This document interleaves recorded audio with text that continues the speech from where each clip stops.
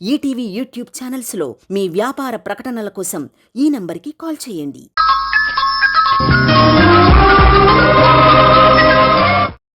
నా పిల్లల్ని రక్షించిన సంధ్యను కాపాడాలి. డాక్టర్, నా బ్లడ్ గ్రూప్ O నెగిటివ్. నేను బ్లడ్ ఇస్తాను. అక్కర్లేదు. మా అమ్మకి నీ బ్లడ్ ఏం అవసరం లేదు. చెడ్డ మనుషుల రక్తం ఎక్కిస్తే సంధ్య రక్తం కూడా పాడైపోతుంది. డాక్టర్, బయట నుంచి బ్లడ్ తెప్పించండి. ఎంత డబ్బు ఖర్చైనా పర్వాలేదు, దీని రక్తం మాత్రం తీసుకోవద్దు.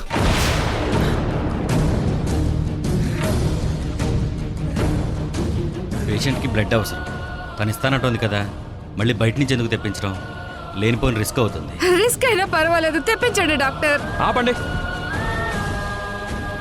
ఏం మాట్లాడుతున్నారు అసలు? మీకు మైండ్ ఉందా? అవతల సంధ్య పొజిషన్ క్రిటికల్గా ఉంటే పంతాలు పట్టింపులు ఇప్పుడు అవసరమా? సంధ్య ప్రాణాలు కాపాడడం ముఖ్యం. డాక్టర్, సింధు బ్లడ్ ఇస్తానంటుంది కదా, తీసుకోండి. రండి మేడం.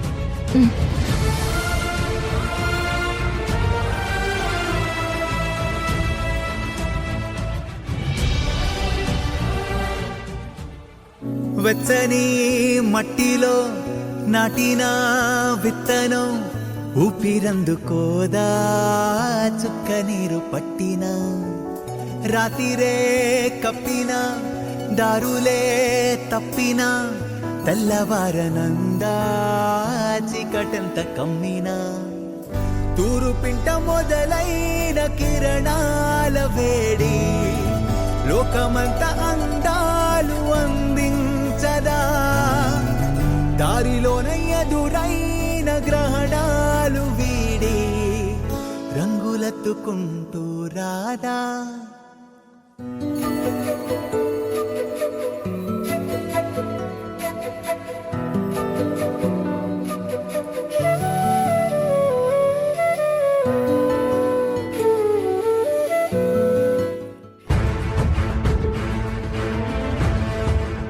మావయ్య, నేను పిల్లల్ని చూడాలి.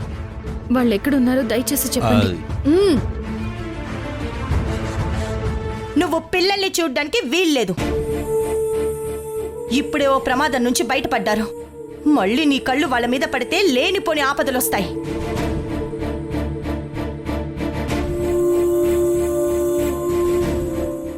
పేషెంట్ నార్మల్ పొజిషన్కి వచ్చింది.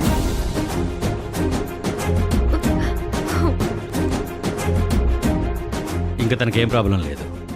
జస్ట్ నౌ కాన్షియస్లో కూడా వచ్చింది. మేము వెళ్ళి చూడొచ్చా? ష్యూర్, వెళ్ళి చూడండి. కానీ పేషెంట్ని ఎక్కువగా మాట్లాడించి తన్ని డిస్టర్బ్ చేయకండి. అలాగే డాక్టర్.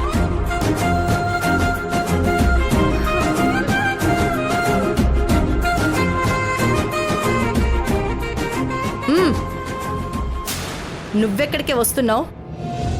బయటే ఉండు.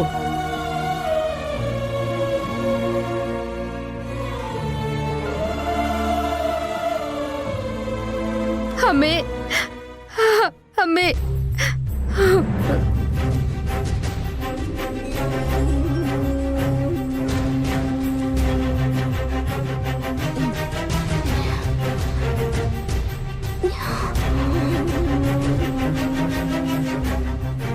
అమ్మే, రిషి శశి ఏడుండారు?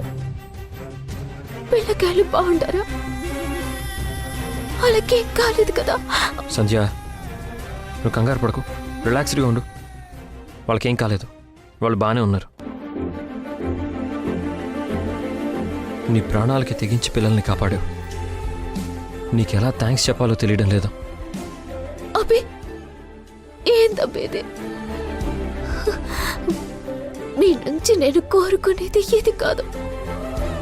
ప్రేమ అభిమానం ఇస్తే చాలబ్బే. చంద్రమామ, నన్ను ఎప్పటికీ మీరు నమ్మను అనున్నారు. ఇప్పుడు ఎంత జరిగినా కూడా నమ్మరా? నేను ఇదంతా దుడ్ల కోసం చేయలేదు. నిజంగానే రిషి శశిలో నా పిల్లకాయలనుకొని కాపాడున్నాను.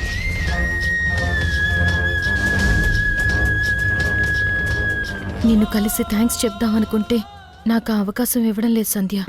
అందుకే నా పిల్లల్ని కాపాడినందుకు నీకు నా మనసులోనే థ్యాంక్స్ చెప్పుకుంటున్నాను. అబ్బే పిల్లకాయల్ని చూడాలనుందబ్బే. అమ్మా వెళ్ళి పిల్లల్ని తీసుకురా.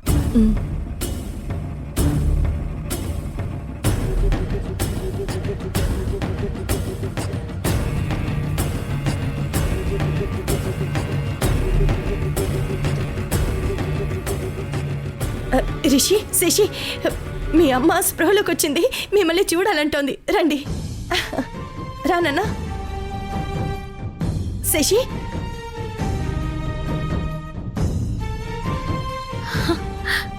రిషి, శశి, ఏయ్, పిల్లల్ని ముట్టుకున్నావో చేతులు విరిచేస్తాను. వీళ్ళ ప్రాణాలు కాపాడిన తల్లి పిల్లల్ని చూస్తాను అంటోంది. మీరు రండ్రా.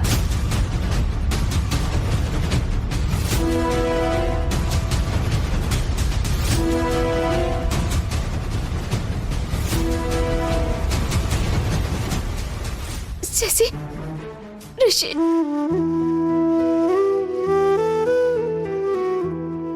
రిషి,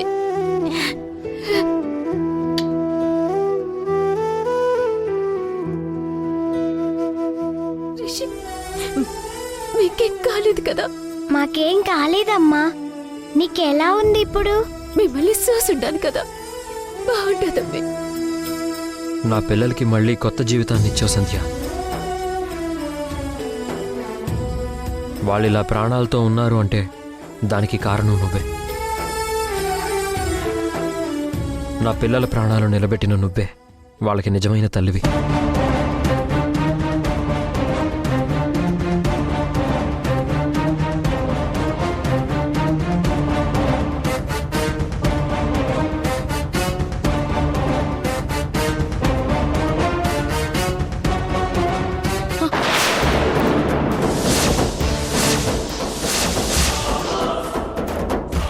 పోలీసుల నుంచి తప్పించుకొని పారిపోతావా? పద పోలీస్ స్టేషన్ కి. ఎస్ఐ గారు, మీ నుంచి నేను తప్పించుకుని పారిపోవడం తప్పే, ఒప్పుకుంటాను. నేను కావాలని అలా చేయలేదు. నా పిల్లల్ని కాపాడుకోవాలని అలా చేశాను. ఇన్నాళ్ళకి నా పిల్లలకి సంబంధించిన నిజం తెలిసింది. ఒక్కసారి వాళ్ళని కలిసి నేనే మీ అమ్మని అని చెప్పాలి. ప్లీజ్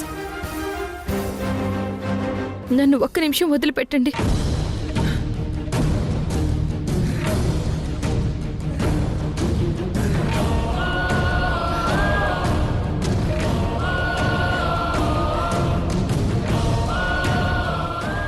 ఆల్రెడీ ఒకసారి ఎస్కేప్ అయ్యావు, నిన్నెలా నమ్మాలి? మళ్ళీ పారిపోవని నమ్మకమేంటి? లేదు ఎస్ఐ గారు, ఈసారి నేను ఎక్కడికి పారిపోను. నా పిల్లల మీద ఒట్టేసి చెప్తున్నాను, నన్ను నమ్మండి. ఈ అమ్మ ఆవేదనని అర్థం చేసుకోండి. మీకు దండం పెడతాను, ప్లీజ్.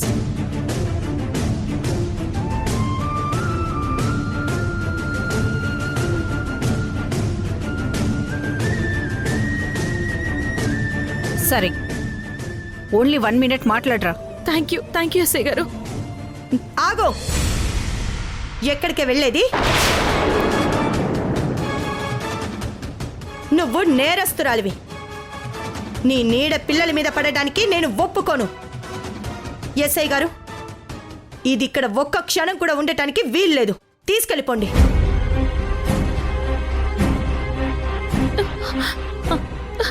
ఎస్ఐ గారు, ప్లీజ్ నన్ను అరెస్ట్ చేయకండి. నా పిల్లలతో నేను మాట్లాడాలి. నువ్వు మాట్లాడడానికి వాళ్ళు ఒప్పుకోవడం లేదు. నన్నేం చేయమంటావు? మావయ్య, మీరైనా చెప్పండి.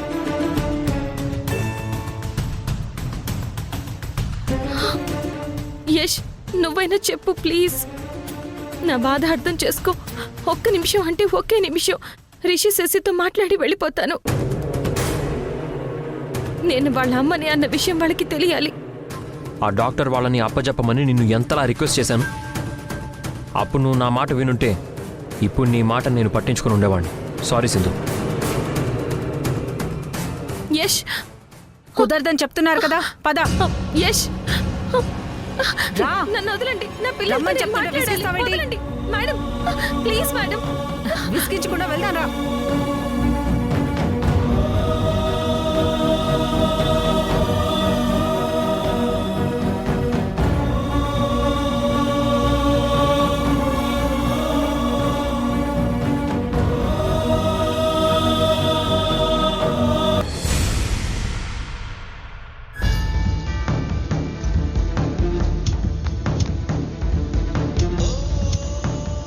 ఎఫ్ఐఆర్ ఫైల్ చేయి.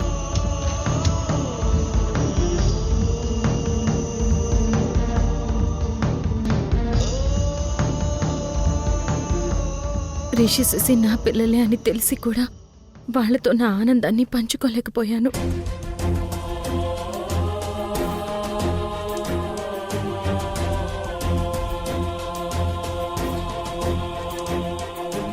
చెయ్యని ఈ దొంగతనం కేసులో శిక్ష పడి నేను జైలుకి వెళ్తే నా పిల్లలకి దూరం అయిపోతాను.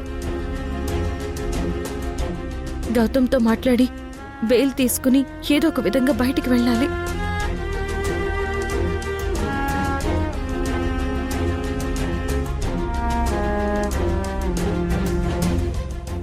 ఎస్ఐ గారు, ఒక్కసారి మీ ఆఫీసర్ గౌతమ్తో మాట్లాడాలి ప్లీజ్. కుదరదు. Madam please, madam please. సరే, త్వరగా మాట్లాడు.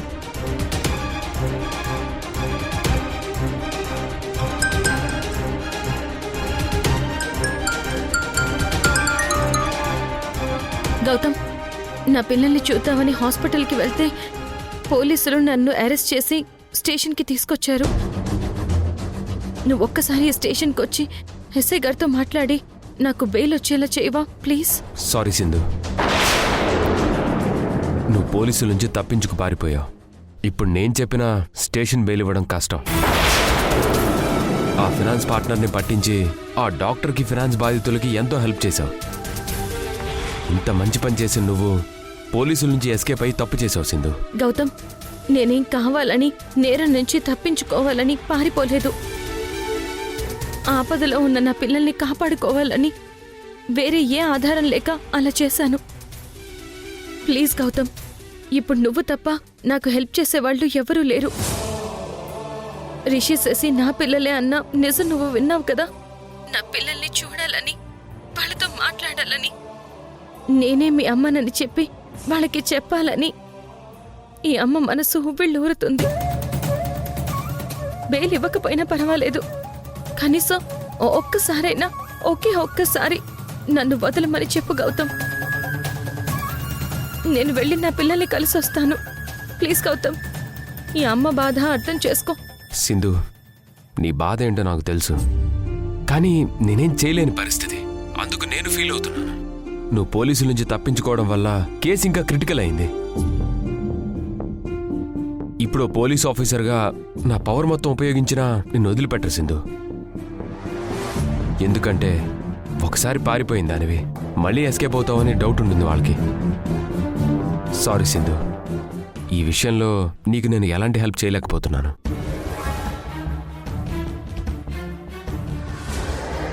గౌతమ్,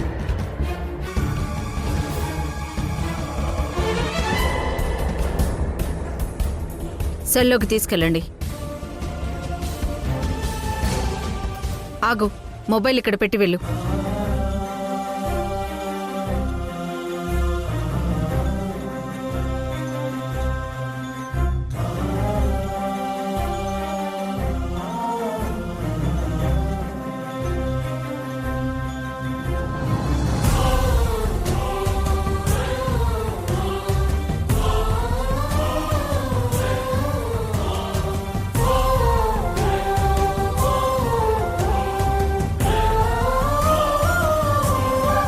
రిషి, శశి, నేను మీ అమ్మని అన్న నిజం మీతో చెప్పే అవకాశం ఎప్పుడొస్తుందో నాకు.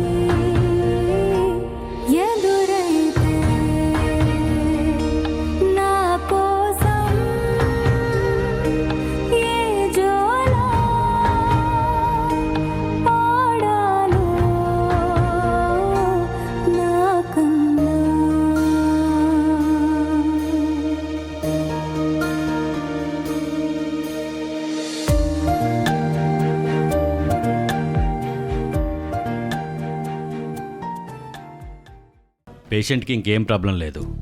టైంకి బ్లడ్ ఎక్కించబట్టే తను సేఫ్ అయ్యింది. మీరు పర్సనల్ కేర్ తీసుకుంటానంటే తన్నే డిశ్చార్జ్ చేస్తాను. మీరు ఇంటికి తీసుకువెళ్ళొచ్చు. నేను డైలీ వచ్చి చెకప్ చేస్తాను. అలాగే డాక్టర్. నేను రాసిచ్చిన మెడిసిన్స్ మట్టుకి రెగ్యులర్గా వాడండి. జాగ్రత్త. కావాలంటే నర్సుని అరేంజ్ చేస్తాను. వద్దులే డాక్టర్, నేనున్నాను కదా. మా అమ్మని జాగ్రత్తగా నేనే చూసుకుంటాను. ఓకే. శశి, నన్ను డిశ్చార్జ్ చేస్తున్నారు. ఇంక మనం హ్యాపీగా మన ఇంటికి వెళ్ళిపోవచ్చు. నీకేమవుతుందో అని నేను చాలా భయపడ్డా తెలుసా. రిషిని వాళ్ళు కొడుతున్నప్పుడు నువ్వు అడ్డుపడ్డావు కదా, అప్పుడు నీ తలకి దెబ్బ తగిలి రక్తం కూడా వచ్చింది. అది చూసి నేను తట్టుకోలేకపోయాను. నువ్వే లేకపోతే రిషి ఏమైపోయేవాడో. ఈ అమ్ముండగా మీకేం కాదమ్మా. ఎప్పటికీ మీ ప్రాణాలకి నా ప్రాణాలు అడ్డుగానే ఉంటాయి.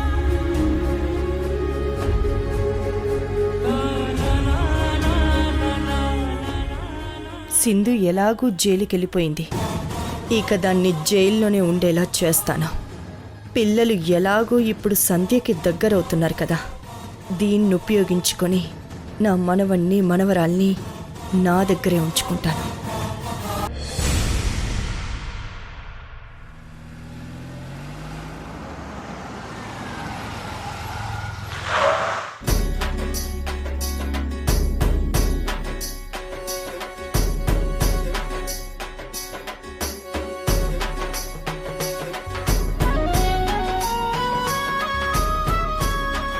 కన్యాకుమారి, సంధ్యకి దిష్టి తీసి ఇంట్లోకి తీసుకెళ్ళాలి. ఆ పని చూడు. అట్నే వదినా.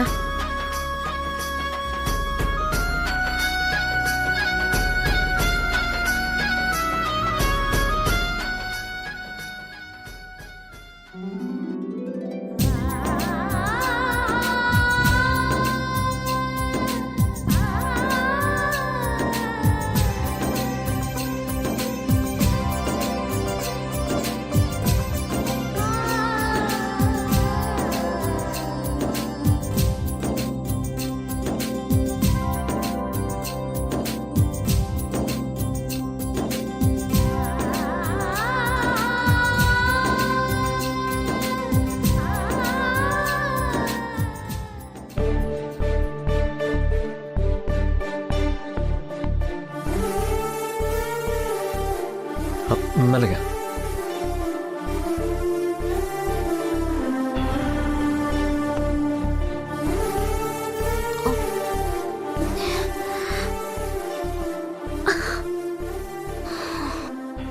ఎలా ఉంది సంధ్య? పర్వాలేదబ్బే.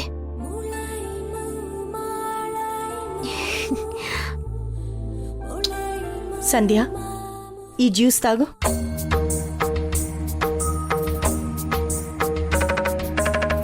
తాగు.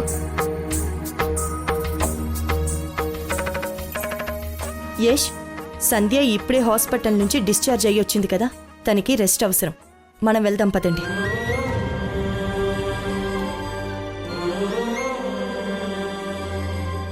సంధ్య, హ్యాపీగా విశ్రాంతి తీసుకో.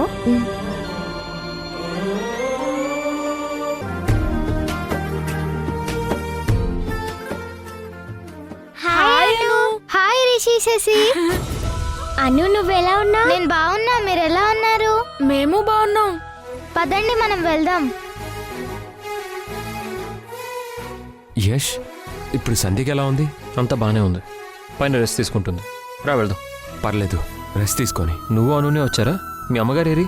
మా ఇంట్లో ఉన్నారు. సంధ్య డిశ్చార్జ్ అవుతుందని తెలిసి పలకరించి వెళ్దామని వచ్చాం. మా ఇంట్లో నుంచి మిమ్మల్ని కోపంతో వెళ్ళిపోమన్నాను అంతే తప్ప కావాలని కాదు వాస్తవం. అందుకు నేను నీకు సారీ కూడా చెప్పానుగా. నువ్వు దాన్ని ఇంత సీరియస్గా తీసుకుంటావు అనుకోలేదు. సీరియస్ ఏమీ లేదు. ఇన్ని రోజులు మీ ఫ్యామిలీలో అందరూ మాకు సపోర్ట్గా ఉన్నారు. ఇంకా ఎంతకాలం ఇలా? నాకిప్పుడు బాగానే ఉంది కదా. ఇన్నాళ్ళు బాధ్యతలకి దూరంగా ఉన్నాను. ఇక నుంచి అయినా నా వాళ్ళ బాధ్యతలు నన్ను చూసుకొని యష్.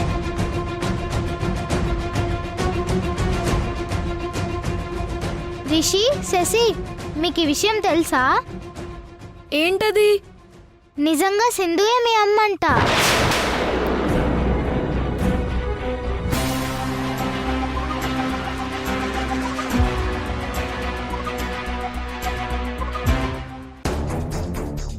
హలో, నేను సునంద రంగరాజన్ని మాట్లాడుతున్నాను. చెప్పండి. నేను సింధు కేసు వాపస్ తీసుకోవాలనుకుంటున్నాను. నిజమా?